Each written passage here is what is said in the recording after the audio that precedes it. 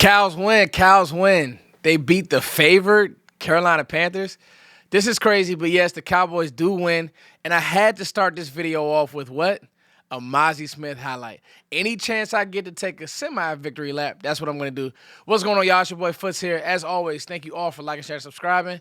Cowboys do win.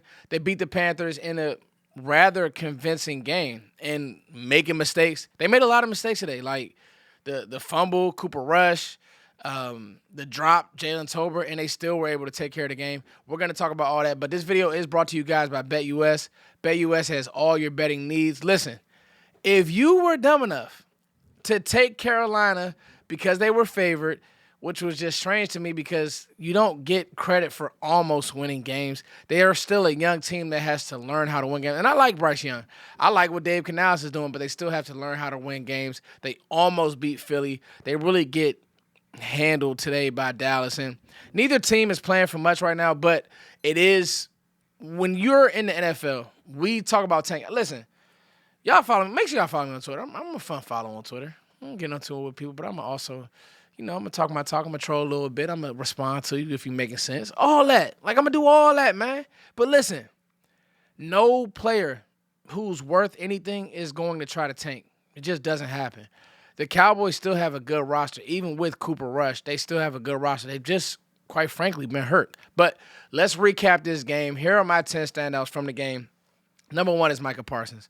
The pressures, just to stay on him, man, he affects the game crazy. You have to set protections his way. You have to know where 11 is or he can wreck a game. He can get your guard. He can get your tackle. He's getting better. He's going to get paid. We're not going to do any speculation about him being traded. All the speculation about, he shouldn't have a podcast and, he's not a leader. That's done.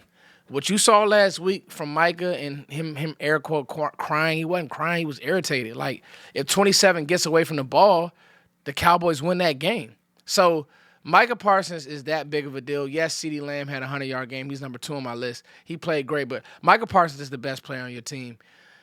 There's nothing too much more to say about that. Micah Parsons, also Digizua, Maris Luafau, the O-line as a whole. Like, Tyler Guyton came in and played the left tackle. Chuma Doga had to play right guard. Like, that was fun, and they held their own. Rico Dowdle, who was tied to the offensive line for me. Rico Dowdle, 150 yards. His longest run was 12 yards. Rico Dowdle is really good. He would not stop me from adding Ashton Jeanty, just so we're clear on that. Jay Lou played really good. Aubrey, Mozzie, Turpin, and Golston are tied for 10. If I'm missing anybody, you guys want to fight about it, we could talk maybe Eric Kendricks played really well. It's a few other players, but those are my 10. Who are your guys' 10? Now, let's get to my standouts and players who I thought kind of stepped up. And Maris Luafau is one of those guys. Maris Luafau, to me, when I saw him at Notre Dame, the way he was able to rush, the way he was able to play in the middle of the field, the way he was able to play as a player that came forward, I really liked him. Like, I liked what he stood for. A very smart player, a very instinctual player. You saw the peanut punch when the Panthers were driving. And Bryce Young actually made like a sneaky good move on Micah Parsons.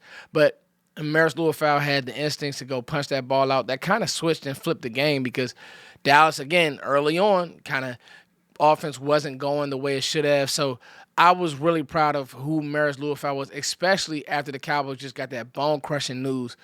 I mean, just heartbreaking news about Overshown. Now you're starting to get even more news and more heartbreaking news even when it comes to Diggs. They're saying the Diggs surgery now, 8 months. So injury after injury, guys have to step up. Guys have to play better. And I'll be honest, even Izzy McQuamu getting that interception, you're going to have to keep him on his roster. Like, if this happens, this amount of injuries happens to you next year, the list of guys that missed 4 or more games this year was crazy. Cooks, Micah Parsons, guys on the O-line. I mean, it's insane. So they're going to have to be good at drafting again. Guys are going to have to come in, be ready to play, but they're going to have to explore free agency, but that isn't for this. It's just me really recapping the game. So I want to talk about Rico Dowdle for a second. Rico Dowdle, I want everybody to get this understood.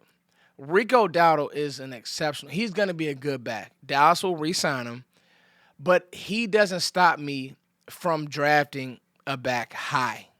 First round, second round. And here's why. What I'm seeing in the run game and out of this young O-line with Hoffman, TJ Bass, BB when he gets back, some of the run schemes, some of the outside, inside zones. Mike McCarthy's starting to kind of get in his back. It's looking like Mike McCarthy's going to be the coach of the team next year. The team won't quit on him. They're still playing hard for him, and you've been injured. But now the philosophy has to change, right? If I'm Mike, I'm carrying the same runs. I'm just using two runners, whoever I draft and Rico. And I'm taking the ball out of my quarterback's hands, even if that's Dak Prescott. Yes, the throws will be there, but it'll be on a limited basis. I want to get him back to playing under 30 attempts a game. Force feed your running backs. Find ways to get them the ball over and over and over again. Like I said, Rico is a good player, but his longest run was 12 yards. He's not dynamic. He's not special. Rico Dowdle does not stop me from drafting Ashton Jeanty. If anything, what I take away from this win is that our O-line is really good and it's starting to get better. And it's getting better with guys like Zach Martin not out there. So that's kind of what my takeaway was. But listen, 3 straight games with 100 yards. Rico Dowdle is playing good football. I'm just not going in the year like, yeah, I'm good. We can roll with Rico. Absolutely not.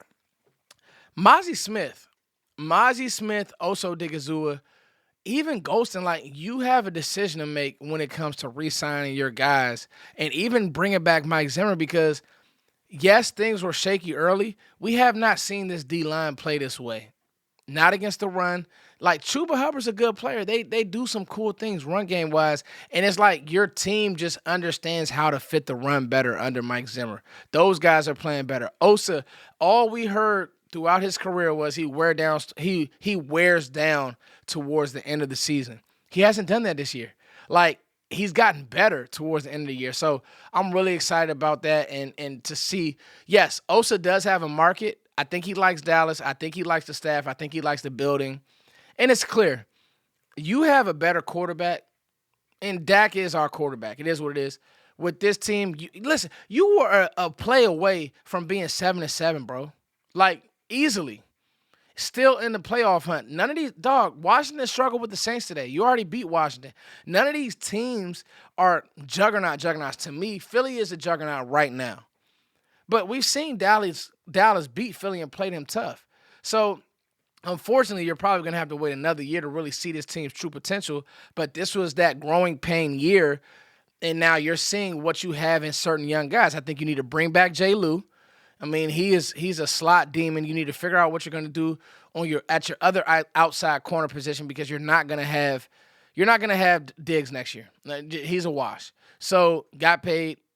The injuries is just not good. So he's a wash. So, but other than that, like, I still like this roster. I still love who CeeDee Lamb is. CeeDee Lamb is a top 5 receiver. He played like it today. We got to remember, CeeDee Lamb had 100+ yards and he had a 30-yard catch called back because of illegal formation, Chuma Edoga.